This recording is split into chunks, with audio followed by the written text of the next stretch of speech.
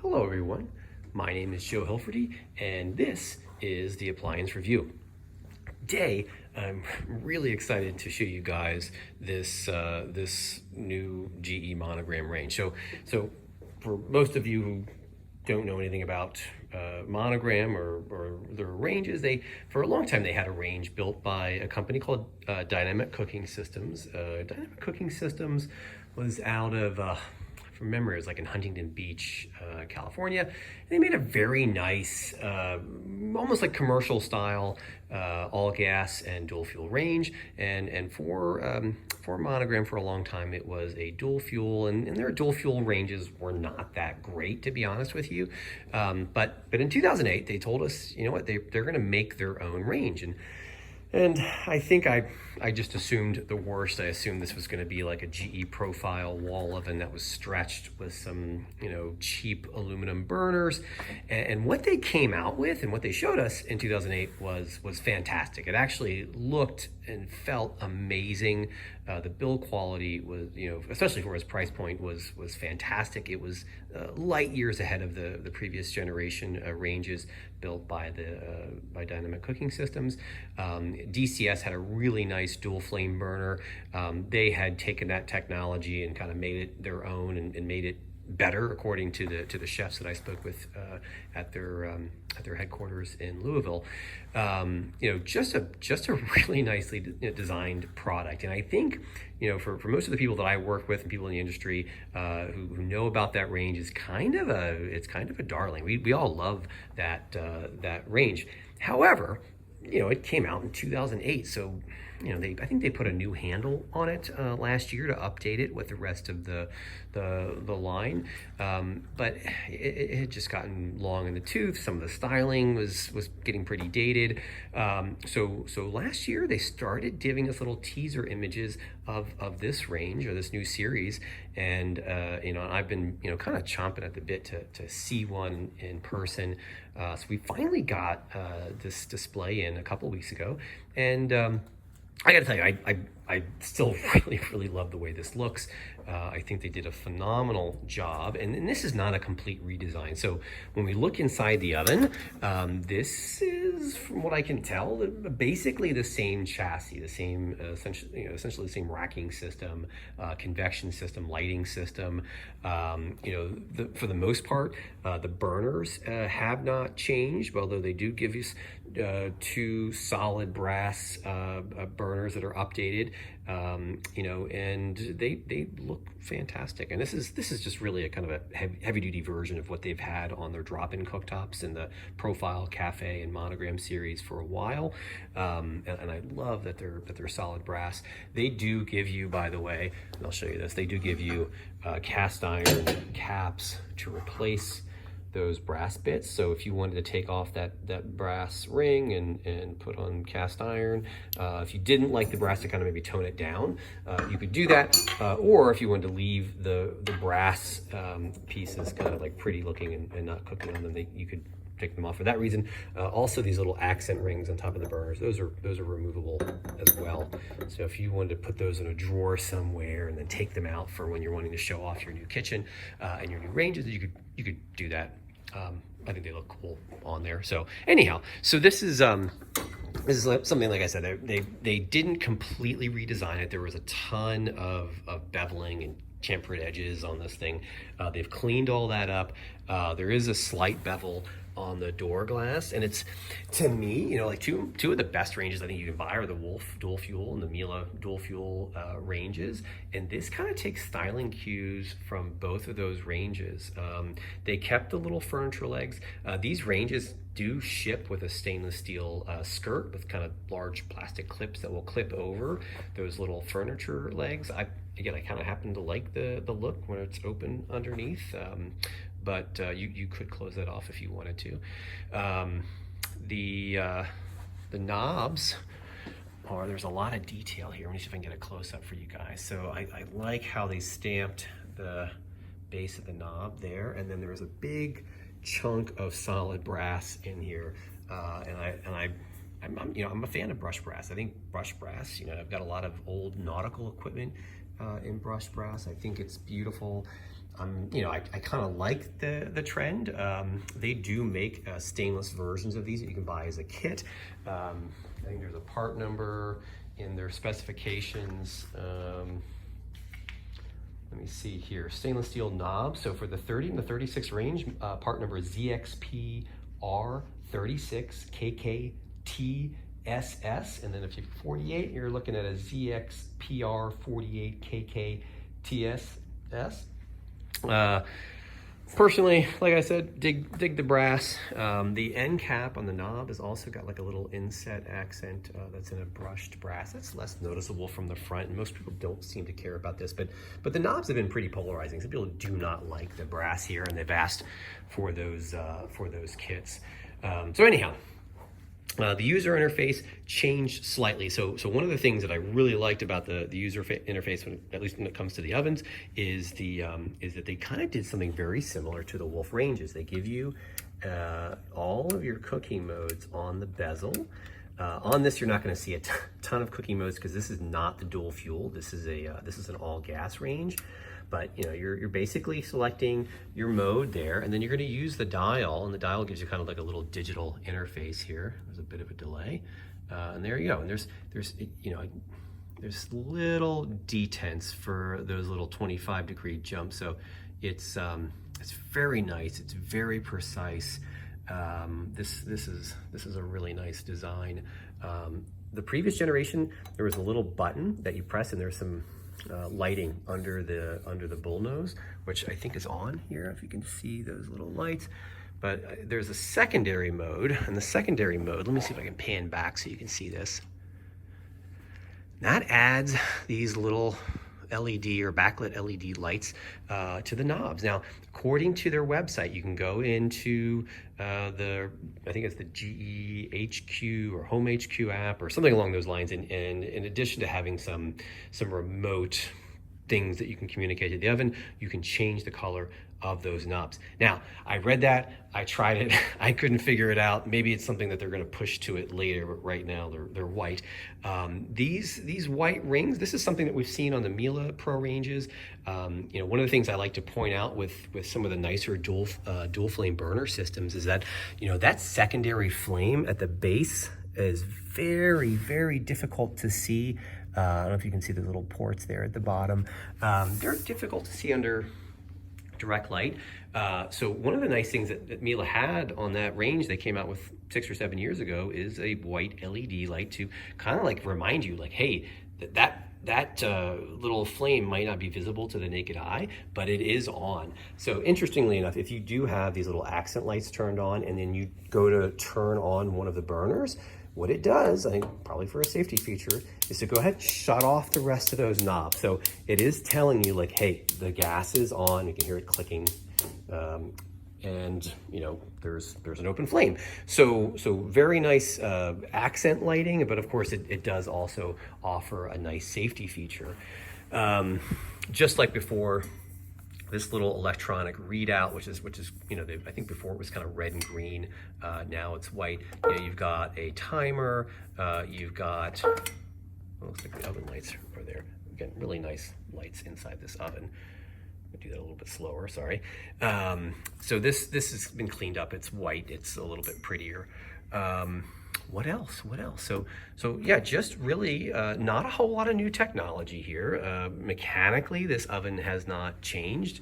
The burner system on top really hasn't changed that much. It looks like they've polished the base for the burner, which I kind of like.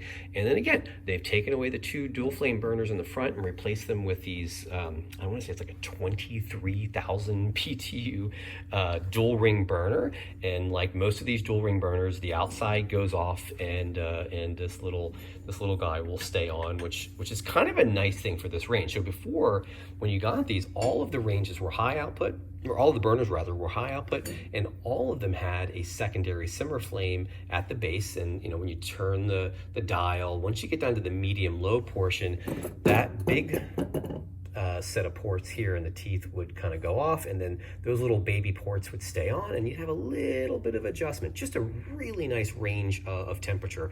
And you know, cooking on it and cooking on Wolf, I know Wolf has a similar design. It does not work, in my opinion, it does not work nearly as well as this design. But anyhow, so those burners are all kind of big, right? So if you've got a smaller pan, you know, Wolf, you know, they gave you one, I think it's the back left is reduced in diameter and BTUs for those smaller pans. This didn't have that. So this is kind of a nice add-on for this range, to have access to this little tiny burner for maybe smaller pots. Previous generation had a really nice grate system. You could remove the center sections for cleaning, which meant that you know, you didn't have to lug a massive, heavy, large grate over to the sink. You could almost kind of leave the frame in place and just take out the center sections, which are probably the sections that would require cleaning. The other thing they did is they had a wok function. So one side's flat and one side's kind of rounded.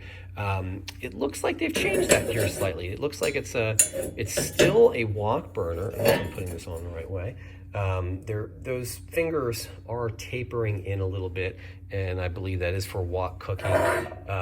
Not quite as aggressive as the previous generation, but still a very nice feature. And you know, you can still take those center sections out for cleaning, which is really slick. You still have a really big vent in the back. Now this is, a lot of people look at this and they're asking if it's a downdraft. It is not a downdraft. This is a chimney for heat to escape the oven. When you're broiling something and the oven's kicking out smoke, you know, ideally it's not coming out from the front. It's going to come out from the back, where you can turn on the hood and allow it to exit the home if your hood is vented. So some upgrades there. They did go away from, I'm a little bit disappointed, on the griddle, they did go away from the infrared burner below the griddle, which I believe they had in the past. This is now just going to be a bar burner. I don't know. Most people opt for the 6-burner range. The 6-burner range, by the way, it does have a slightly different configuration, again, because we've got the two 23,000s. So before, all 6 burners would have been 18,000. Now I want to say the back right and the back left are 18,000. The front right, the front left are 23,000, and the 2 middle burners are now 15,000. You can still get this with this griddle. I'm reasonably certain that does not season like a Wolf or a Miele griddle. You know, the ones that I've seen at their headquarters in Louisville have kind of bronzed a little bit from years of cooking, but they didn't actually you know, blacken like the Miele or the Wolf. So this probably has, I know it has aluminum on the bottom, but it probably has some more chromium and nickel in it so that it stays nice and shiny. You do get a little cast iron, you know, catch at the bottom. This is not removable. So again, a little bit disappointed that there's a bar burner there instead of the infrared boiler, but that was something when they updated the previous generation a couple of years ago that they did away with. It also looks like they've done away with the infrared burner in the broiling. Again, kind of a disappointment. Again, you know, I think the infrared searing boiler is a reason that a lot of people will go with one of these pro ranges. So the bar burner is kind of a weird add-in. What's interesting though is that they've added this electric heating element. So there could be some, I don't know, some nice properties to this broiler. I haven't talked to their people yet and talked to the chefs and found out why they made that change. I'm going to assume it's a cost-related thing, but maybe they found out you can get better control with this type of broiler. I don't know, but yeah, that's it. That's different. At the bottom, I think the floor of the oven is probably the same. You've got a bar burner under there for baking. So no more infrared for the griddle.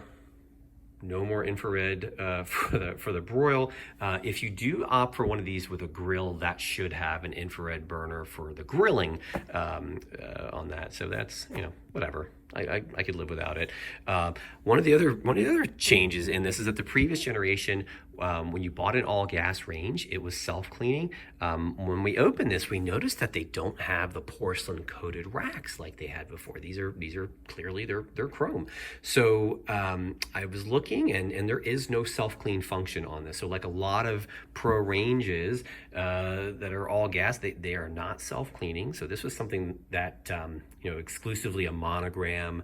I think the Miele, the Pro Grand Thermador ranges, you could get self-cleaning in a gas range, unlike Wolf, unlike most of your Vikings. This is not self-cleaning. However, it does have a steam clean function. Now, steam cleaning can be great if you stay on top of it. You make a mess, you pour a little water in the base of that, I guess is the process. There's a little bit of a sump here, maybe they put it. Yeah, I think there's like an indentation. It's embossed, so you can pour some water in there. It'll heat up to 212. It'll generate steam, and you can wipe it out. That works great if you haven't made a mess in the oven and then baked on top of that mess multiple times. So make a mess in the oven, clean it up right away, use the steam function, it's fine. If you just assume that you're going to clean it later, it's probably going to bake into the finish of this. So just a word to the wise, don't let that go. Otherwise, beautiful, still a very good price point. They do have a builder program. So if you're remodeling, ask your dealer about their builder program. And what else can I tell you guys about this thing? I think that's kind of it. I mean, here's the side profile. Note that this thing sticks out. This thing sticks out. So your cabinetry's typically 24 inches, and then if you're doing framed or frameless or full overlay cabinets, it's 24 plus a 3/4 inch door. This is, I don't know, I think this is like 27 to 29 inches plus the knobs and the handles. So it is gonna stick out a little bit unless you customize the depth of your cabinetry. What else? Oh, well, because of that extra depth, this is a massively big oven.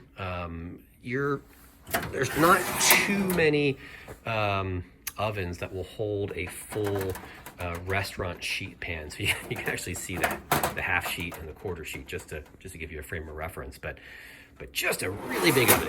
If you're running your catering business out of your kitchen, this is a really nice range.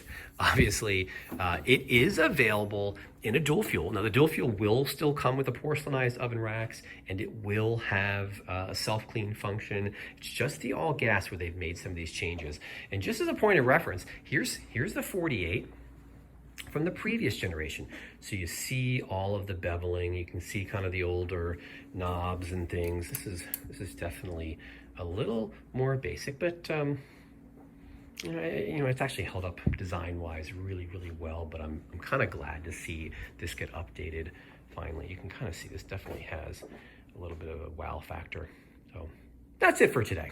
If you guys liked the video, if you learned something, if you hung around to the end of this, please, for the love of God, hit the thumbs up. Google's algorithms, I think, prefer it, and they'll keep recommending me, and more people will see this, and maybe I won't have to sell appliances for the rest of my life. Obviously, hit the subscribe button. I've got a bunch of other videos. I started this last year at the beginning of the pandemic. I had some clients that wanted to see equipment, and because our showroom was closed, they couldn't. I posted a couple of videos. Those videos have now gotten thousands and thousands and thousands of views. So I'm trying to do this. I think I need to hit over 1,000 subscribers in order for YouTube to start monetizing these videos.